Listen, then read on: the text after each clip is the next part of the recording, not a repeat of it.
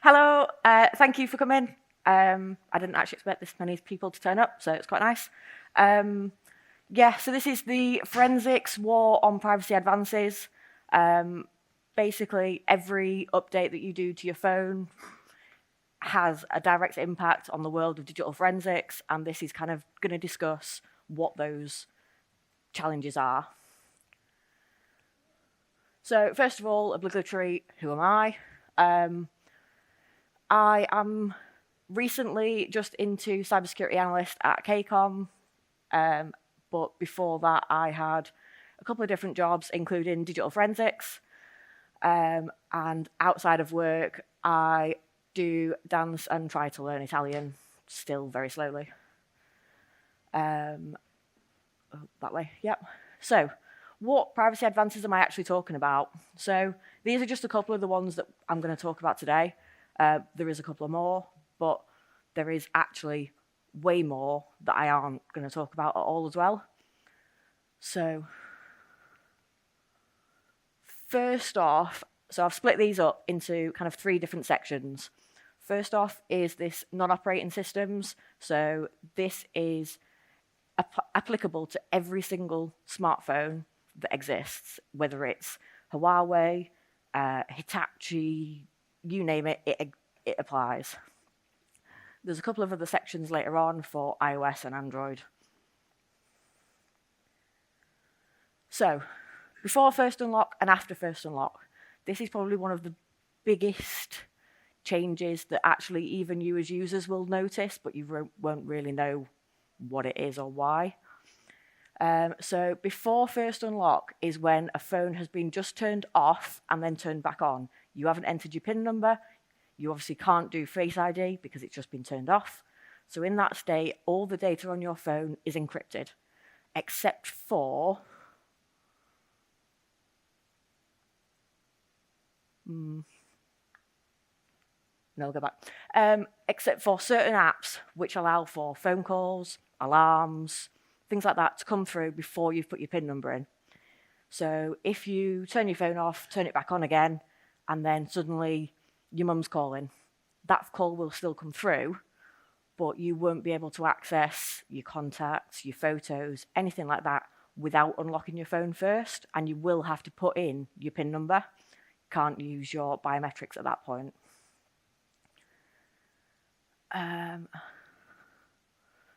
So AFU, I think I've screwed these orders up. Oh no, BFU, never mind.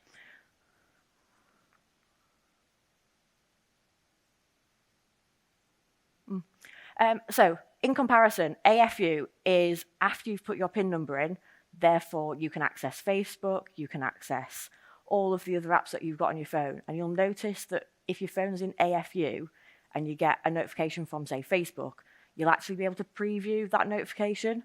Whereas if it was in BFU, it would just say Facebook notification. You wouldn't actually see the detail of what that notification was. So the challenges of AFU and BFU. AFU is kind of the gold aim that everyone in digital forensics will always aim for, because all of the data, except for health and banking, is unencrypted. So it gives us the best chance at gaining any data that's on your phone. Whereas BFU, it's all encrypted. The only things you can probably get out of it are text messages, phone call data, sometimes Snapchat, but it's not always. And that's it. Everything else is locked.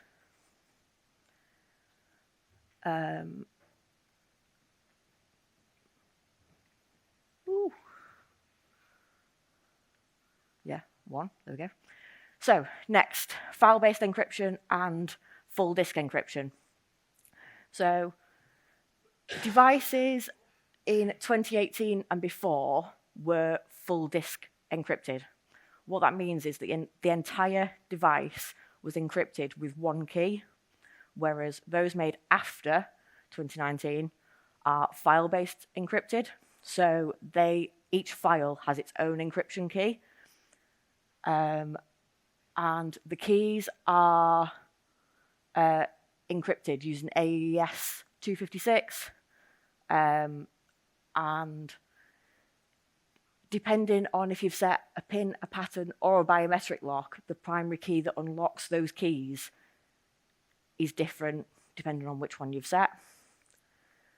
And every time you turn your phone off and then turn it back on again, that key is regenerated. So the alternative for file-based encryption, so this is where I was on about saying that phone calls and alarms are allowed through before you've entered your PIN, whereas other things, because they are device encrypted apps, whereas credential encrypted apps can only be accessed after you've unlocked your phone.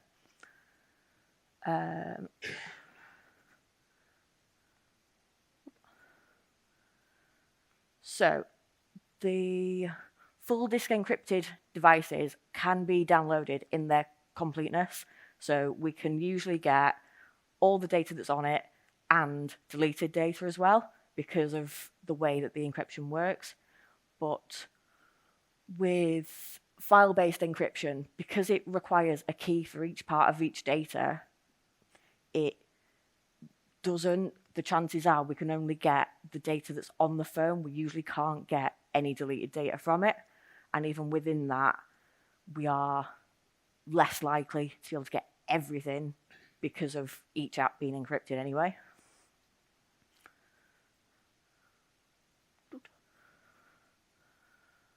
So the forensic challenges of full disk encryption, they are kind of not really used anymore anyway because of how insecure they are, but where they are used, devices that are still being used with full disk encryption tend to have loose charging ports or charging ports that don't work at all anyway, which for us as digital forensics means that because that's how we take the extractions, by plugging it into the computer, if that charging port doesn't work, we've got no way to download the data because those devices don't take wireless charging.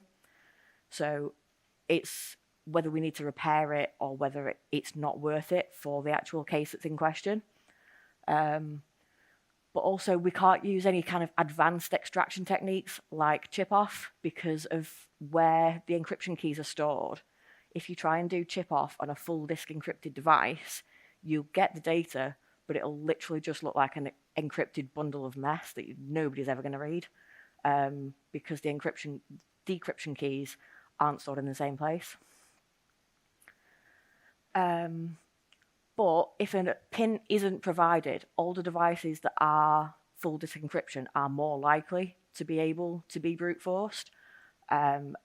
Although brute force does take time, does take quite a lot of time, and in cases where there's victims, it can result in slower outcomes, if any outcome at all, because brute force isn't guaranteed to work.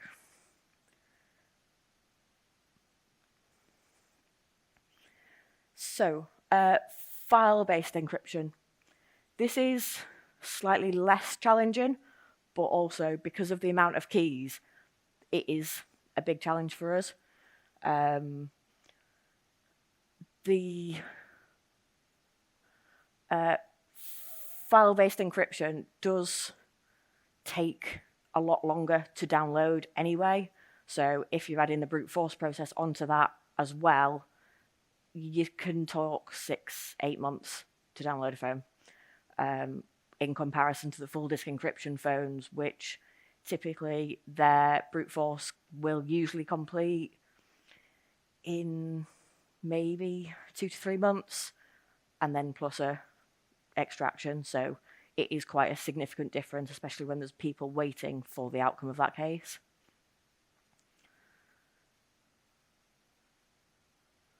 But also, file-based encrypted devices tend to be the ones that have got private spaces and things like that, hidden folders, which we'll talk about later. But if those hidden spaces, private spaces, are password protected, Some of them have independent pins of the entire device as well, so there's a possibility that that will need a separate brute force process.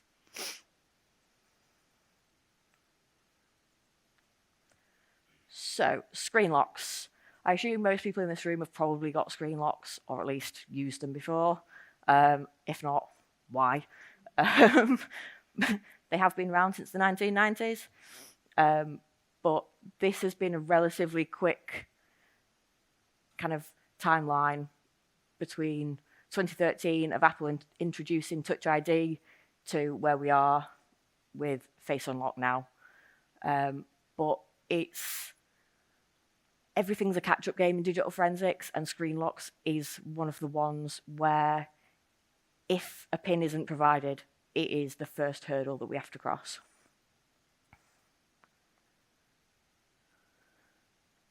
So, Android and iOS have both had timeouts between incorrect pins for a while.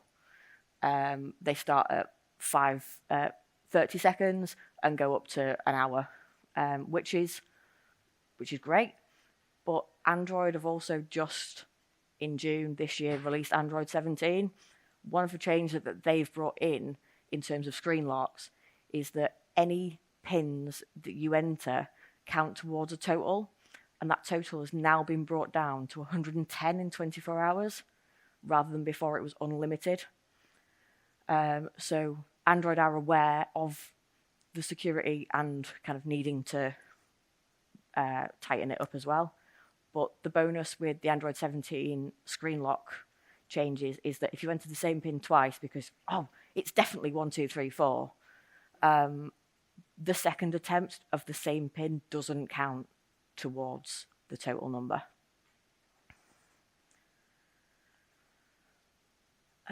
So, screen lock challenges. As I said, screen locks have moved very fast. It has taken about, 5 years, 6 years to go from 4-digit pins to then full alphanumeric Face ID kind of territory. So we are always playing catch up, and this is the biggest one. But the other thing with pin numbers is that some phones have got distress pins built into them, and unfortunately, if the brute force software finds that distress pin before it finds the access pin, that's it. We're done. The brute force attempt using that pin will factory reset that phone, or it will pop it as being successful so that when we take it off the software and do it manually, it opens up to a blank profile. So it's not necessarily factory reset, it's just empty. There's no messages, there's no contacts, there's no social media.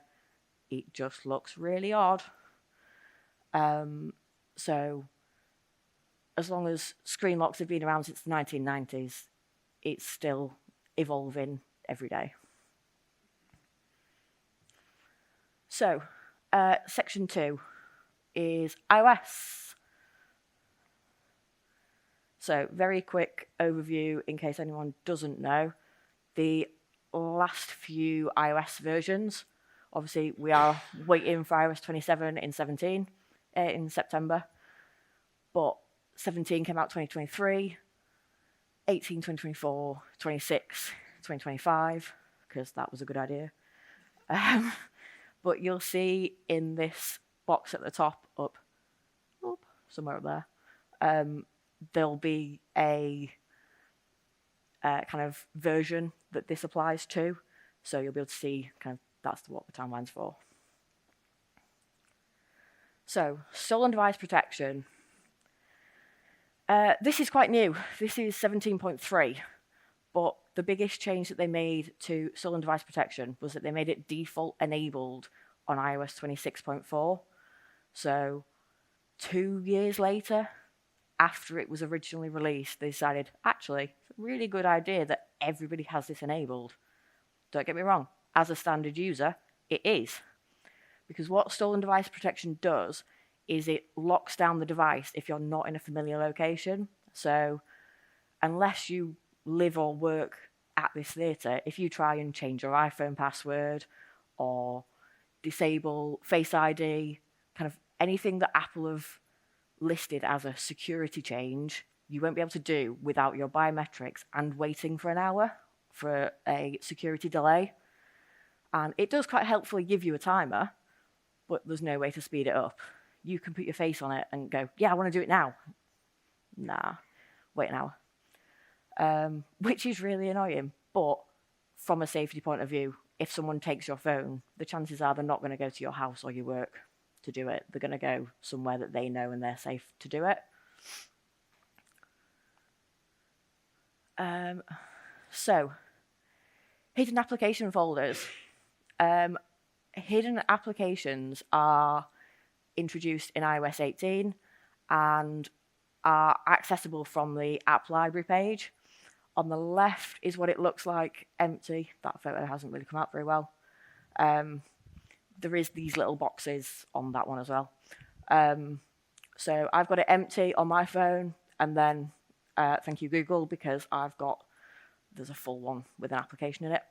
But it looks exactly like this on both when it's locked. To get it unlocked, you need your biometrics, and it won't accept a PIN unless you've got stolen device protection turned off.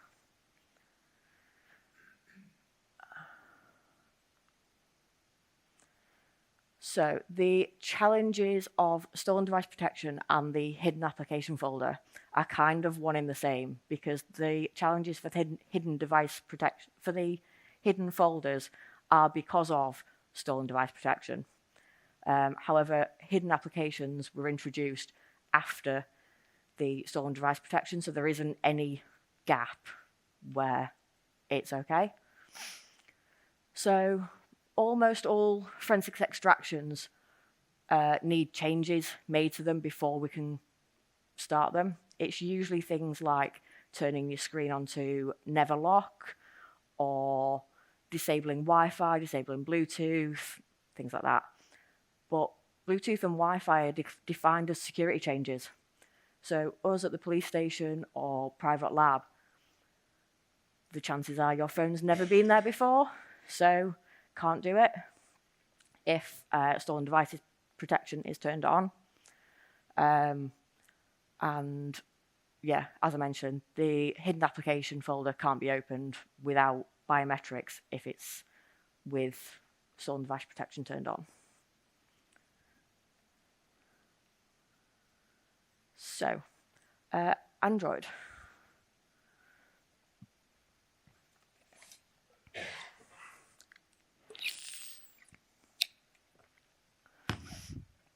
Oh. Nope, backwards. So, first of all, the timeline for Android, as with iOS, is short. However, these aren't quite as regimented as iOS. iOS is explicitly every September. As you can see, Android just decide to do it as and when they feel like it, which doesn't help anybody, because this was released 3 days after I last did this talk. So, which was a fun time. So, first of all, private space. This was released with Android 15 and is basically a space where you can keep applications in a separate compartment, but it is completely different to the Samsung Secure Folder, because Samsung Secure Folder is a container of applications that is separate. It's still accessible within the main profile, whereas private space is a completely separate profile to your main device. So trying to get access to this, unless you know that there's something in it, is quite difficult. So it's not generally worth the time it takes to get into it, because it can be the lock code for your phone, but it also could be something completely different, and there's absolutely no way to tell. So even if they've provided their device PIN code, it's not guaranteed to work.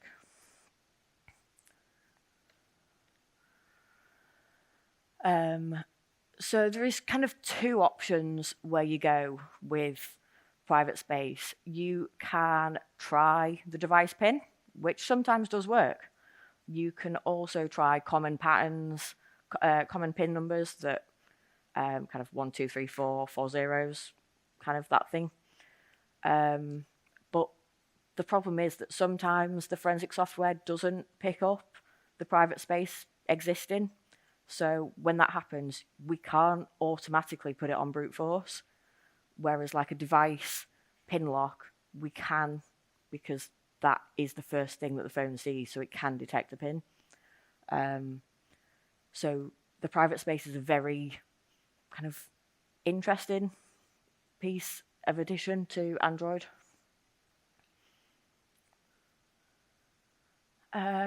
Anti-theft. So this has been around technically since Android 10, but it's had a massive uplift with Android 17. So originally it relied on cloud data, cloud functions to protect your device and detect when it had been stolen. Whereas now with Android 17 and the use of AI, it's now using on-device AI to detect when someone grabs your phone and runs away with it, or kind of anything else that's a common theft action as defined on Android's website. So God knows what that is. But there's also a possibility that it locks out if your phone's taken offline for too long, or if it is too many failed PIN numbers. So if we try and manually brute force the phone, that could trigger this anti-theft feature on it. Which for us as forensics is where we're kind of concerned about. If we have manually brute force a phone, and sometimes it does actually work, just try and date of birth, because most people will use a date of birth because it's quite easy to remember. But also the fact that every digital forensics lab in the country has some sort of backlog, whether it be weeks or whether it be months. But regardless of that, if the phone's been sat in airplane mode for weeks or months, this could trigger. And if we haven't got the PIN, that becomes a problem. Especially if it's one that we can't brute force the PIN of, and we were hoping to keep it in AFU state to be able to download it, that then becomes a problem. But rumours have also been flying around online for what the future of anti-theft feature looks like, and it looks like they might do some sort of Wi-Fi or network blocking if it detects that your phone's been stolen or offline too long, which would make sense. It's one of the first things that people do. If you steal your phone and try and send it off to China or somewhere, they have to put it in airplane mode so that you can't report it as lost and disable the phone. But for us in digital forensics, that's also bad. So, just a very quick note. I mentioned at the start that I have left digital forensics and now working in cybersecurity. The next two privacy advances that I'm going to mention here have been launched in Android 17, which were after I left digital forensics. So this is kind of how I expect they would affect a digital forensics extraction rather than from first-hand knowledge. So, live threat detection. This is a real-time AI feature within an Android that will kind of alert you if any apps start acting oddly. So if your SMS is suddenly forwarding to another number, or if your bank app starts taking screenshots, it's going to tell you about it. And it looks, you can't really see, but this is kind of the alert that comes up. And it does give you the option to uninstall it or just accept and say, yeah, that's fine.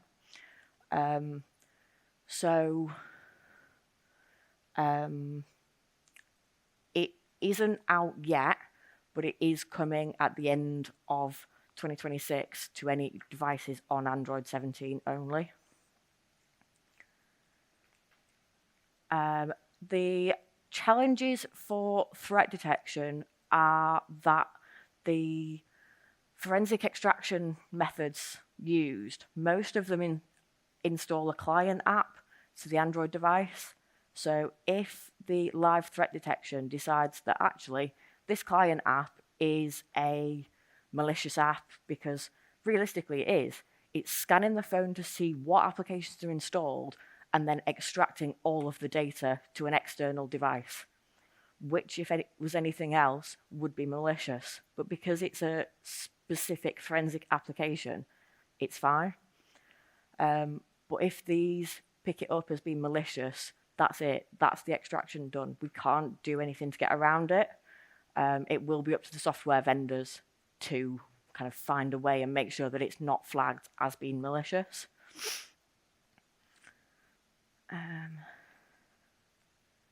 So markers lost. This is another new one. And if you log on to the Find My hub and enable the markers lost, you can't unlock your device with a PIN. It has to be biometrics, which is the complete opposite of the AFU. So it also removes any cards you've got in Google Wallet and disables network connections, so you can't join any kind of new Wi-Fis or connect to anybody else's Bluetooth. And quick access settings when the phone is locked is also disabled.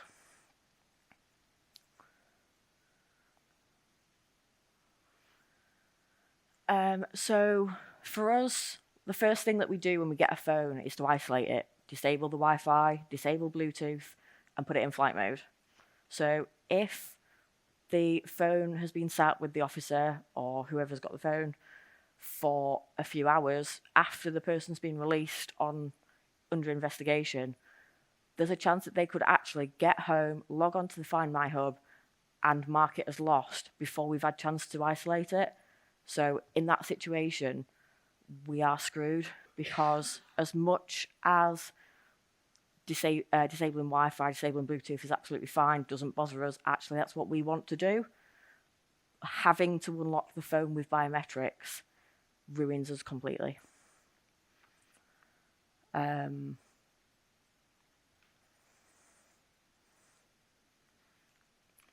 So there is a few crossover ones between iOS and Android, in addition to those. So this is kind of the same feature, just with a different name for both softwares. So it's Advanced Protection Program on Android and Lockdown Mode on iOS. It's incredibly rare to see a device with these enabled. In my 4 years of digital forensics, never seen any of them, because it's aimed at people like politicians or journalists, and it basically makes your phone a shell of what it is. It will disable app installations and file download and restrict data sharing to Google and third-party apps only. So there's no way to kind of upload our client device to an Android or anything like that. Lockdown mode kind of goes a little bit further as well, because you can't send images in messages, you can't do a FaceTime video call, and you can't join an iCloud family or use Game Center. So, and you won't receive any notifications from paired devices either. So it's a bit of a kind of two-level different modes, but they are, at the basics, the same thing. The challenges with this are that it doesn't contain any data. Essentially, if you've got a phone that's in lockdown mode, it's basically wiped everything useful to any investigation. You've got no social media, you've got no emails, you've got text messages, and there's very little that anybody says over text messages, especially if you are in the situation where you feel like you need this kind of level of protection. You're not going to be sending incriminating things via text anyway.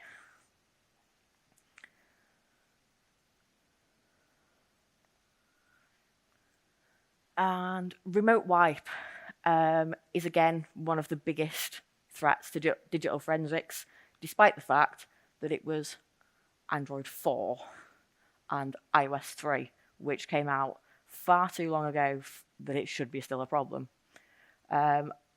Probably most of you'll know what this is, but basically if you log on to the associated website for either iOS or Android, you can remote factory reset your phone in literally one button click. And everything, messages and everything will have gone. So even if we've still got your phone, but you've factory reset it on the remote wipe, there'll be nothing for us to extract because it does wipe it. And in a factory reset phone, we can't connect the phone to the forensic software.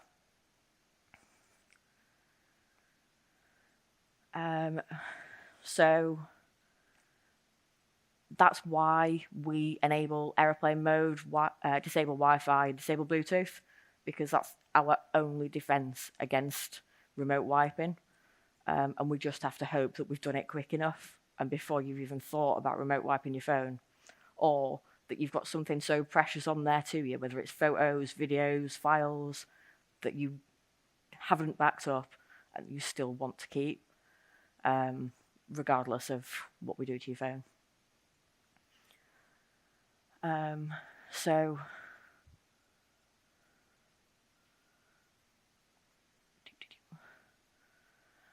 So the automatic reboots are fairly new. They are kind of interesting to look at because for standard user, leaving your phone inactive for 72 hours is basically unheard of. Like, who didn't use their phone for the last 3 days? And that's the timeout on these automatic reboots. It will reboot after 72 hours of inactivity, which for us, if we're leaving a phone on brute force, it could be there for months.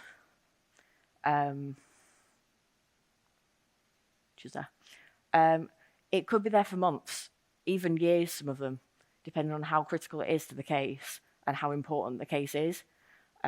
So we have to keep AFU phones on charge to be able to maintain the AFU, but if they're in AFU and they're on recent versions of iOS or Android, we've got 3 days at most to be able to get the extraction done and all the legal paperwork that goes with it, which is probably the biggest problem.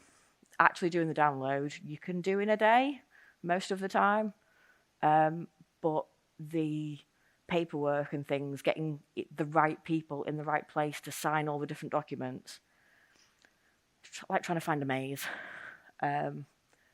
So yeah, and if that 72 hours does include weekends, so I know forensic labs I've worked in didn't work weekends, which also adds to the problem. And that is everything. So, questions? Yes. So for iOS, if it's not, the pin's not been locked in for just under 30 minutes, you can't brute force it. That's the major issue with when I'm doing forensics. Yeah. So when I work on iOS devices specifically, the criticality is we have to get them done in the next 30 minutes. So After the pin's been first put in, like under 30 minutes, if that threshold's crossed, you're good. I've never come across that issue. One of our processes was, because we got such a backlog of phones that all needed brute forcing, so we went through and went, right, brute force that, brute force that, brute force that, and just did a whole batch, and then got the pins, added them to the case notes, switched the phones off, and left them back into secure storage. And then when the actual phone reaches the top of the queue, we'll get that phone back out, use the PIN, and continue on with the extraction. We've never had any kind of issues with needing to do it within the 30 minutes of it being found. The majority of what I've noticed is has been after iPhone 13, I would say. Oh, okay, yep. So after that, all the major like all the devices have got this update. If not done under 30 minutes, we have had very much trouble with that. Okay, interesting. We didn't do many brute forces on 13s and after just because of the support, because brute force isn't supported on most of those devices. So I haven't done many that are. We had one piece of software that did a couple if they were on like iOS 16, but it was an iPhone 13. They tended to be the ones, but yeah, never came across that one. Yeah. Do you find has there never been any issues with the chain of custody and the integrity of the devices you have to install an at-scene phone in order to perform the extraction versus tools like Celebrite where you can put the phone in and it does its magic and pulls an image out? So that is actually Celebrite that does the client application. So it depends on model to model as to how it does it, but the client application is kind of like an overlay over the phone rather than an actual app that you can open. So there's no kind of icon, if you like. Yeah. So when you talked about markers lost on Android, you said that if the user marks it as lost, the phone will only accept biometrics to unlock. Yes. So does that create any sort of legal issue in terms of the PIN now won't work? Because I know in some jurisdictions you can compel someone's biometric data by force if necessary, whereas you can't really compel them. I mean, you can punish them for not doing so, but at the end of the day, unless you're going to start torturing someone, you can't get them to give up their PIN. So it's the same kind of paperwork, whether you want their PIN for the screen lock or the PIN for private space. So it's just a case of saying, please, and here's a form, by the way, that if you don't, we're going to prosecute you. But in terms of biometrics, that's why it's such a problem, is because we can't, especially if they've been released under investigation, we can't go out and go, oh, well, actually, can you come back to the station because we just need you to, yeah, thanks, and make them unlock through phone. So that's kind of why it's such a problem. Yes. Two things then. So on my phone, I was able to actually turn on so you can't turn off the Wi-Fi or the Bluetooth from the phone itself. You have to put the PIN code in. So that's a model by model. Yeah. Also, you can actually have the fingerprint set up as fully on demand all the time. So after the fingerprint's pressed 5 times, then you'll actually get a passcode. Then you run into security issues. Yeah. This is more things that Android. It makes it easier for us, but not for yourselves. Yeah. And also, I spoke to one of the gentlemen I know in my work, the National Pen Agency, Yeah. and he works for Cellite, and he says that he used to get all the data in one go. With Cellite, can you get that sort of thing? Yeah. Legal requirements? So especially with the Android ones, the way that the Android extractions work is that they will upload the client device and then say, right, here's a bit that I want. Here's the next bit that I want. Oh, and by the way, I found a load more. So as much as when you first start out, it'll say, oh, completed in 20 minutes. That hasn't accounted for any of the other jumps that it's going to make. So it's kind of a how long's a piece of string is how long an Android extraction will take. Yeah. Yeah. Is there going to be a point where it becomes like functionally impossible to get stuff off the phone, or will it always be the case that I don't know you've always got pins, or will they just be reduced? I'm not sure if I articulated that well. You know what I mean? Yeah. So the kind of, I suppose, for as long as vulnerabilities in mobile phones exist, there will always be access to it to get it, because that's what all of the access relies on. Even if you've got a PIN number and you can unlock the phone and use it as a user, if there isn't the vulnerability for the application to access it, that's kind of the gateway. So if they happen to patch every vulnerability in your mobile phone, that's where it would stop. But the chances of that happening, relatively slim. Yeah. Maybe slightly further off the topic. We know the advanced data protection change that Apple made like earlier this year or so. Yeah. It's just funny because you've spoken a lot about what companies do to make it easier for us and stop people in forensics getting at it. Do you think that will perpetrate some sort of difference in how we approach digital forensics? I know you've changed your job recently, so maybe it's different soon. But I just wonder if you have any thoughts on it. So it's been disabled in the UK so that we can access more data, which is interesting because actually, where I have seen a few phones with it enabled before it was blocked, and it hasn't actually made that much difference to the amount of data that we got forensically. It was more kind of the speed that changed, if anything. It just got a lot slower, but we couldn't necessarily pin that down to the advanced data protection or whether it was just because we got a software update at the same time. So it could be either.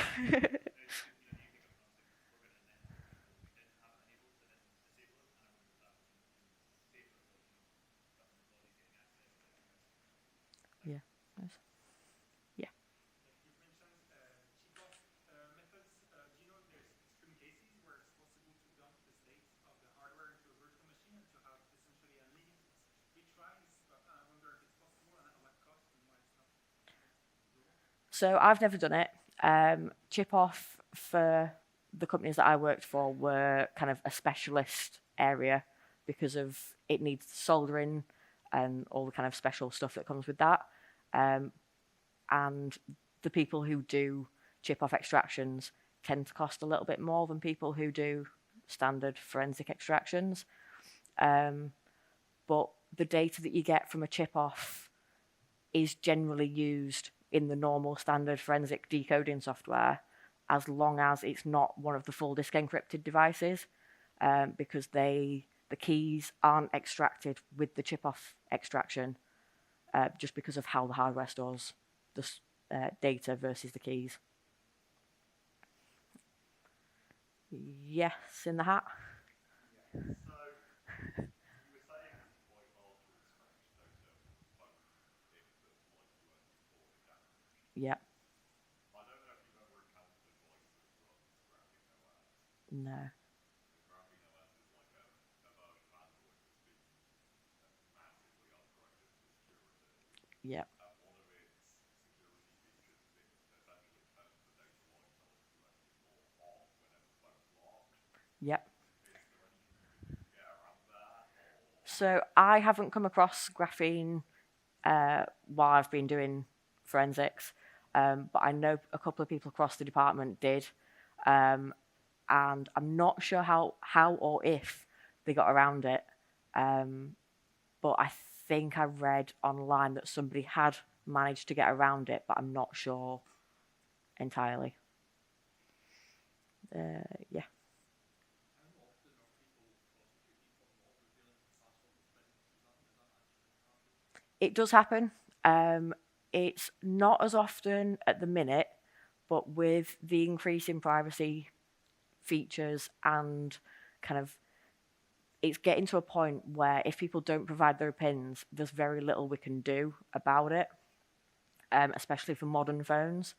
But they kind of, the maximum is 5 years for not providing your pin. So if say you've been dealing drugs and then you go, nah, actually, don't want you to have my pin number, there's a percentage that the judge will take into account of how long you would get if you were proved guilty, but actually you've been accused of not providing your pin. So that will come into effect on how long you get for not providing your pin, versus if you were suspected of murdering someone, you get slightly longer. The most recent one I've heard about was 2025, so it is still happening. Yep. If you don't have access to an image, but you can actually USB scan and also do like a fast answer, does that give you enough information to do an investigation or not? So the forensic images that we get from the devices then have to be decoded. So the keys from the device are stored within the extraction, and then the decode will pull those keys and kind of use that to create the forensic image that we then use at the end of it. I think that answers your question. I was more asking like, see, like when you get the phone, you don't actually like you don't have enough time, but you can do like a C/diagnose on like an iOS. That's the information that you get from like that C/diagnose. Is it enough to actually like do any like fraud on that an actual investigation, or do you actually need Okay. like Yeah, so we have done, so you can do a manual kind of review of the phone, which is where you kind of open the phone as a user would, enter the PIN code, and you just go through the apps. It's just a case of recording the information that you've found. And as long as you record what app you've opened, what data you have or haven't found, that has been used quite a lot to successful prosecutions. I have two questions. The first is regarding having to be in a certain place to recognize as familiar. Are Yeah. there any ways of like changing on the GPS on the phone to alter the location? So we can't, from a forensics side, because that's changing data on the phone. So, I mean, they obviously can, as a user, kind of change wherever they are. And the other, is there any initiative for like police forces to have some kind of signatures or certificates or like inject like APK or something that can bypass any sort of screen locking or security? I suppose it's not really the force that does it or the private lab. It's more the forensic vendor. So it's on them to say, yes, we can bypass this, or no, we can't, rather than the actual force themselves, because the force could technically change vendor at any given time. There is quite a lot of forensic software out there. So the kind of, I think that would, if it happened, would probably lie with the vendors rather than the forces or the labs.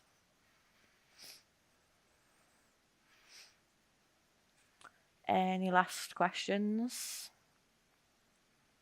If you had basic access to the device, would there be any benefit in rolling back the software to circumvent newer security features? So one of the principles that digital forensics has to abide by is that we don't change data on the phone unless we're qualified to do so. But rolling back the software without a backup of our own doesn't provide us any kind of guarantee that even if we do roll it back, we could get the data, because a lot of the data that we wanted would be since they've done the last upgrade. So it possibly wouldn't be there anyway, especially if they've downloaded new apps or anything. So it's typically not something that happens, although it is an option within the software to do it. Yeah. If you don't have the data on the phone, it's still in the cloud somewhere, right? Yeah. And if you have the US cloud instance, then the government can, in some cases, access the data. But can you do this in Europe as well? Like, can you, say, go to Google and be like, yeah, we think this is a murderer, can we access the data? So there's a lot of legal paperwork that has to be done and signed by about 12 different people. It's not classed as digital forensics in the UK, but there is paperwork to be done, and they can go and request it. And some vendors are useful, some vendors hate it. So it depends on whether they actually give any data back. But also some only store data from like the last 30 days. Some will store it for the last year. So it's kind of, when did the crime happen? Oh, well, we've missed the window for that specific that specific vendor. Is there any other way we can do it? And kind of that's the considerations that that team have. Yeah. Was there one more over there? Yes. So, with the thing where it will like go into a bit of lockdown if it detects that it's not in its like usual location, Yeah. could you? I know you can like crypt from